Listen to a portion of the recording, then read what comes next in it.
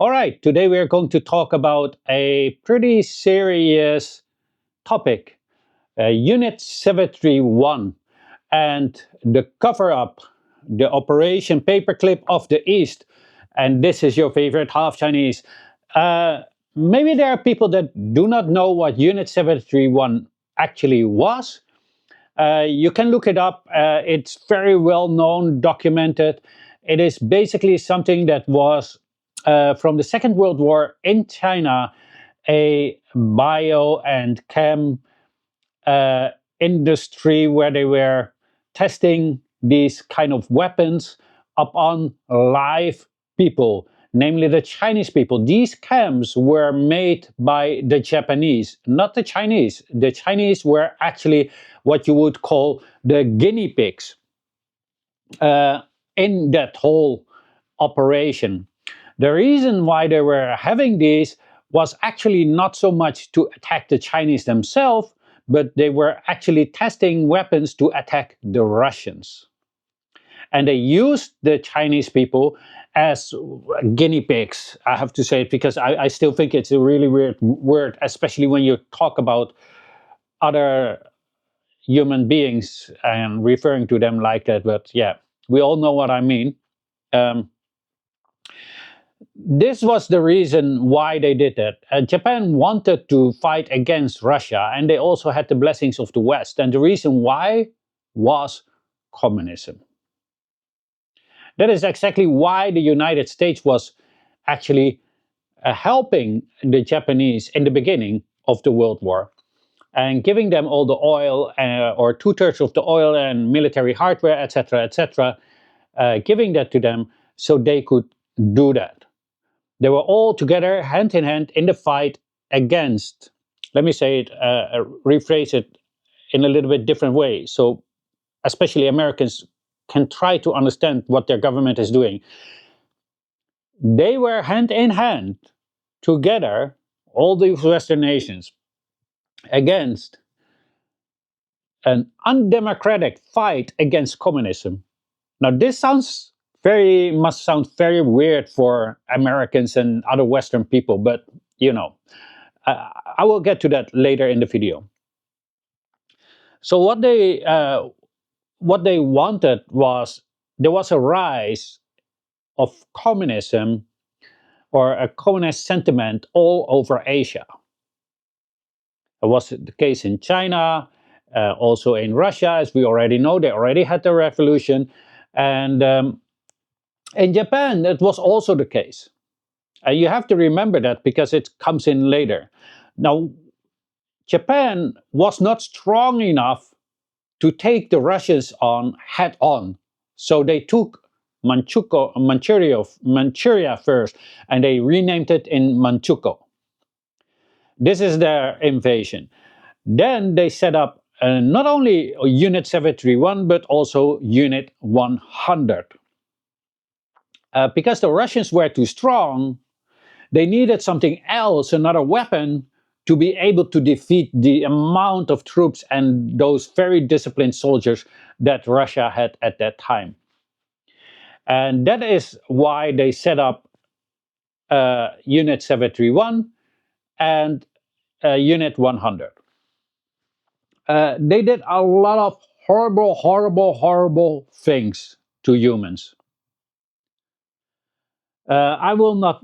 I'm just not going to name it because it is extremely, extremely horrific, and it really doesn't have much to do with what this video is about. And if you really want to know about it, let me know in the comment section. Then I might make a video about it, about the details, what they actually were doing. But mind you, it is extremely, extremely graphic and extremely horrible. No normal, sane human being can think of doing this to another human being. So even if you want to go look it up on YouTube, be mindful, or on YouTube or on Google or on other search engines, be mindful of that, that it is that graphic. Anyway, hold on. That was a change of battery.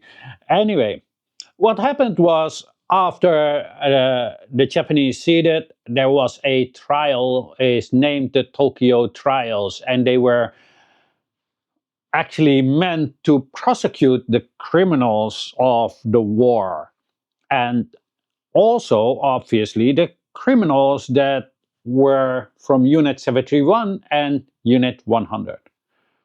However, almost nobody ever has been prosecuted for those crimes. And the reason is because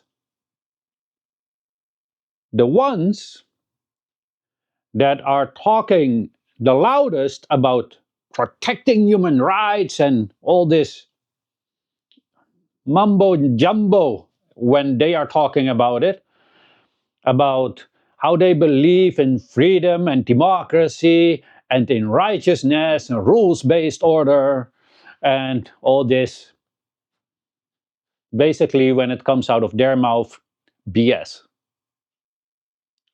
Yeah. And this is one of the examples that is actually proving my point, that when it comes out of their mouth, it is BS. Because it was exactly that great nation that was built upon freedom for the white, but not so much for the natives or for the people of other colors or non-European descent. The United States of America, a country which propagandized itself to be free and believe in democracy, believes in human rights, etc., etc., was protecting these exact criminals of Unit 731 and Unit 100 in exchange for the research papers, the research that had been done upon living Chinese people. Not only that, there was also another reason. The United States and the collective West, one of the biggest at that time, the UK, the British Empire, were more interested also in fighting against communism than they were in getting justice for the victims of World War II. That is the reason why they directly started the Cold War against Russia. They started to sanction China. And that came a little bit later, I must admit. But also why they were protecting the the criminals of Unit 71 and Unit 100. That was a deal that they made with the devil. Can we say that in this case? Now, I know a lot of people will come and in my comment section, how dare you say that about Japanese people? Well, I have a question. If it is okay to talk like that about Chinese people who have done nobody any harm, then probably it's okay for us to speak about it in this way when it concerns really things that even the devil could not think of. Anyway, uh, it it is beyond words why they were doing this. Even the UK was complicit. Russia and China were helping them with evidence and they just disregarded it. They took a lot of research from the Russians and then just used it for themselves. Instead of prosecuting, out of the 18 people of Unit 731 and 100, only 4 were prosecuted and the other 14 were reinstalled in their government and also opened businesses in the pharmacy industry. Later, they were also helping, together with the United States, they were doing research on all these people that suffered from those atom bombs that were dropped on them. It's horrendous if you just think about it. The mindset that these need to have is just beyond humanism, right? We're gonna have to be honest about it. And all that because the capitalist nations, so to say, didn't like communism. And they thought it was more important to have Japan together in their camp to fight against communism, because in Japan, communism at that time also was rising, than to get justice and leave other nations choose democratically for whatever system they want. And this is something that we need to start to think about. Because a lot of times I hear from a lot of people in the West, because they have been so propagandized, that, oh, communism is bad, they want to attack us, blah, blah. Well, there has never ever been a communist nation. Many people also don't know that because they don't understand what communism actually is, neither do they know what socialism is. But they see communism and socialism as a threat. Now, a lot of people might think that I'm a socialist or a communist. Well, I'm not. Neither am I a capitalist. I definitely don't want to have anything to do with capitalism, but that doesn't make me definitely a socialist. I'm still studying the socialism. I have studied a lot about it.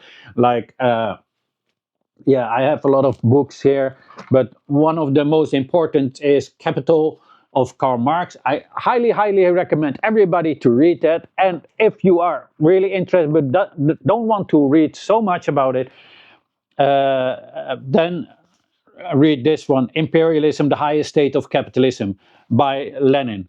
This was an eye-opener for me, definitely worth a read, and then you will also understand what's going on in the world and why you probably are being exploited by the boss and why it is unfair. Anyway, we're not going to talk about it. This is not to say which system is better than the other. But there is this little key thing that we see in the so-called collective West, the capitalist nations, I actually should say, under Western capitalist regimes. That's more accurate, right? Because that would involve Japan, South Korea, Philippines, etc. Every single time they deem communism as something that's evil, especially for Americans in the government. It's all, wow, they're communists, and that's supposed to be mean something like enemy or whatever. But the fact of the matter is, if we observe it without a bias, that it is always the capitalist nations that are attacking the socialist nations or nations who have a communist party. Right? You have to understand that if a country has a communist party, it is not by definition a communist nation. Right? As I said, communism have never existed yet. Then we need to think about the following. If we are so much for democracy, it's kind of weird to say if you have the knowledge about socialism and communism, but let me explain it in a very short. In the Western nations, and I see it a lot in my comment section also, or the capitalist nations under a Western capitalist regime, often they think that what they have is democracy. That being able to vote a president in, like in the United States, or a party in, like in my country, that is the definition of democracy. And by default, everything else cannot be democratic. So in their mind, socialism and communism can never be democratic, which is extremely far from the truth. You need to understand that socialism and communism are born out of capitalism. There's an evolution, right? We started with a form of communism, then we started to have a form of the exploitation of people. We created more stuff, needed to be sold, and capitalism started to rise. It created slavery, serfdom, right? This is a little bit how it went, and later we made it a so-called beautiful thing named capitalism out of it. And out of that, but as we can see, everything came out of oppression, right? You had slavery, then you had serfdom. The serfs had a little bit more freedom than the normal slaves, right? A little bit more. Under the capitalists, the workers had a little bit more freedom than the slaves or the serfs before them, right? Socialism came after that. Communism came after that. It is a one line going up. It's not making a circle, but it's a one line going up. So we must first understand that socialism and communism can be and are democratic and possibly give more freedom to the workers, which is the overly vast majority of the people in a country.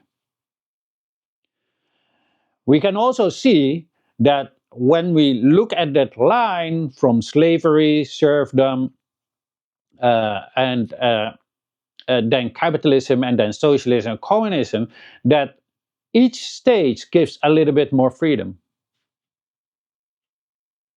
But we are being taught that it is the complete opposite. And they can teach you that because they're not giving you the correct literature, like Karl Marx, Capital, or from Lenin. Because if you read that Imperialism, the highest states of capitalism, you directly understand what I mean in the first pages already.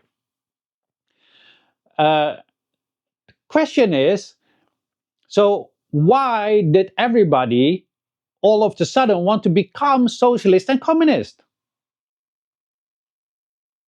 Because it was so important for the Western, the capitalist states under a Western capitalist regime, was so important for them to stop that. Then it was to convict criminals who did the most horrendous things that humans cannot ever think of to do. So, how is that democratic? It is non-democratic. Even in this book, it constantly said the democratic United States didn't want communism in Japan. It didn't want communism in China. But hold on. China, Japan, they're all sovereign nations. If the people want to decide that they want to have communism, then the most democratic thing to do is say, well, that's what the people want. But oh no, they went into debt to stop that. The same did they with Korea. The same they did with Vietnam and with all the other neighbors that wanted it, which was almost virtually everybody. Not just that, they did it in Europe too. The question we should start asking then is, who is actually democratic? Did you ever see that China wants to install their government form in our countries? Why is it so important for us that they cannot decide for themselves which form of government they want or which system, economic system they want? Why is that so important? We should start to think about these kind of things. It is very obvious nowadays that in the capitalist nations under a Western capitalist regime is not beneficial to the people. Everybody's complaining about the endless inflation, about the growing poverty, the limitation on the freedom, especially since the internet era and exploded when the TikTok era came. Even your Mr. Fong is being prosecuted now by the state for making videos, informative political videos, voicing a political voice with political facts. I'm not being sued for telling lies. No. They actually agreed with me. Well, the detective did. Anyway, that's not. Let's. I just went off again. We should start to think about these kind of things. Are we really that democratic? If we are democratic, then why is nobody happy? If communism or socialism doesn't work, why do we do everything to destroy those nations? With sanctions, economic embargoes, to kidnapping presidents like Venezuela, Cuba, North Korea, etc. Now, I know a lot of you all of a sudden hear North Korea and you get cognitive dissonance. You arouse a certain emotion. But even that history is more different than that you think. And most of you, if you would hear that history, why there was a Korean War, you would shift sides probably in the first 10 minutes that you start to understand why there was a Korean War. Anyway, I will leave it at this. I just wanted to make this video because people need to start to think for themselves and get beyond the propaganda. And again, this is not to say which system is better or what. These are facts, what I named, right? The people in my country and in the other capitalist nations that are under a Western capitalist regime are suffering because they're making the wrong choices and they are supporting things that is against their own interest, such as horrible wars, which creates all these refugees that our nations, the people, most of the people say, we don't want. We place sanctions and economic embargoes on so many countries, taking the lives, these sanctions taking the lives of at least 500,000 people a year, women and children. And they also create migrants fleeing from their country due to economic stress because their country is collapsing. Why is it that we do that? If we are the good guys, if we are democratic, if we are the example, the beacon of democracy and freedom and all that BS when it comes out of our country's mouth, then why don't we let them be? After Unit 731, the cover-up, the Operation Paperclip of the East, and Operation Paperclip itself, we cannot say that we believe in human rights or in justice for the victims of such violations. So none of those sanctions ever make any sense for these nations to do so. If they would make sense, then each and every single criminal of war would have brought in front of justice. The United States would not have a The Hague Invasion Act, or how is it called now? They changed the name. I believe it was a Servicemen Protection Act, something like that, where they reserve the right to invade my country, not only my country, but also my city, if we would ever prosecute an American for crimes committed in war. And now they even want to go as far as trying to implement that also for another nation, I should say so, somewhere in the Middle East, which basically is just another military outpost for the United States. Really want people to start to think about these kind of things. And after you finish this and figure this out, then you should start to think is who on earth is actually pulling the strings in our governments. Because it is obvious that they're not doing the things that the people want, for one, and that they are not doing things that is good for the people or in the interest of the people.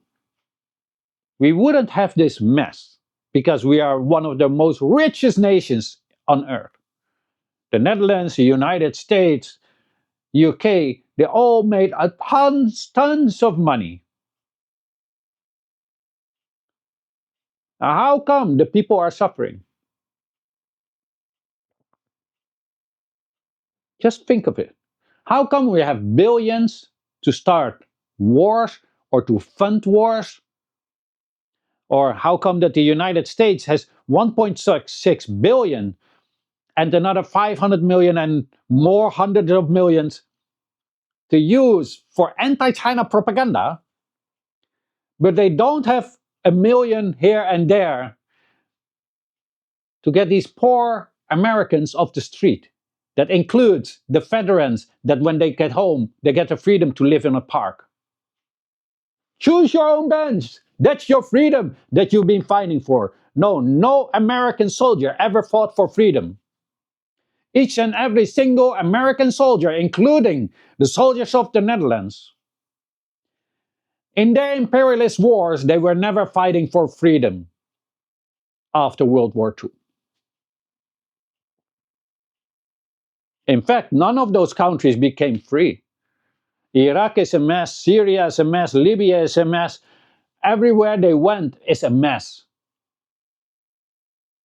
The only countries that didn't become a mess afterwards, but are still suffering, is a country like Vietnam. Because the communists took over, and now they have been able to stabilize it. China, because the communists took over and were able to stabilize it.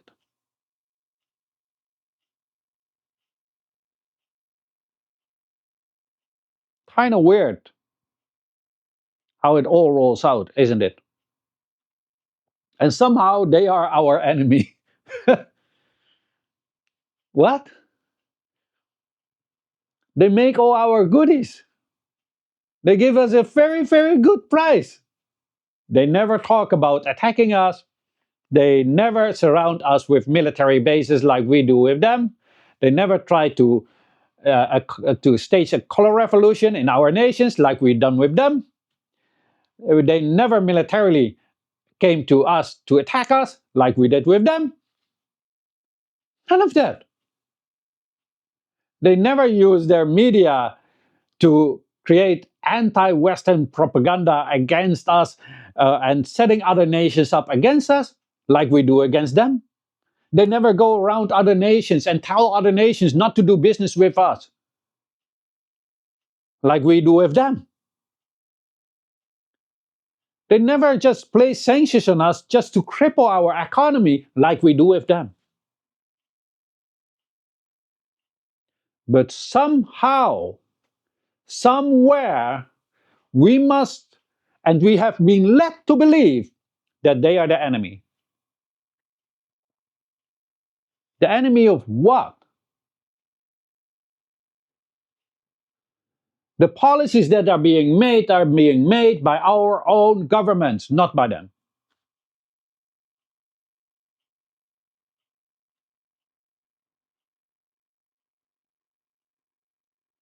The West and all the other capitalist nations falling under the Western capitalist regime. And once you find out how these governments function and who is really pulling the strings, then you understand this new term that I just introduced. Western capitalist regime.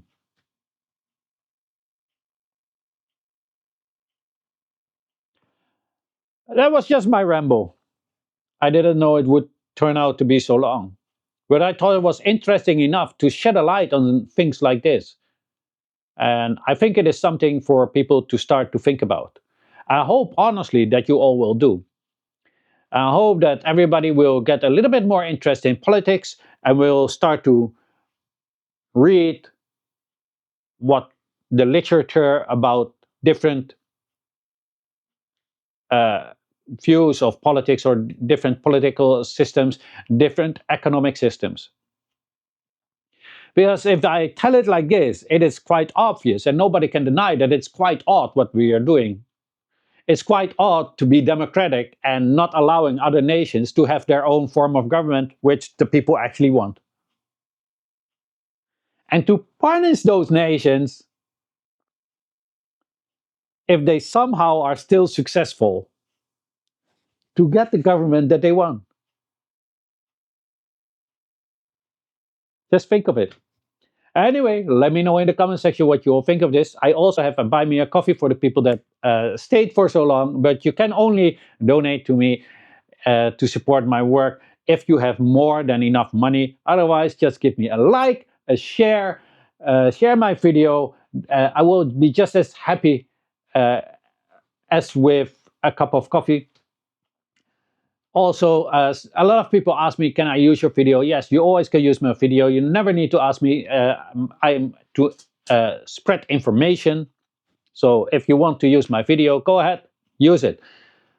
Other than that, I wish everybody a great day, your favorite half Chinese, and as always, have a great day. Yeah, I always do it the other way around. Anyway, have a great day.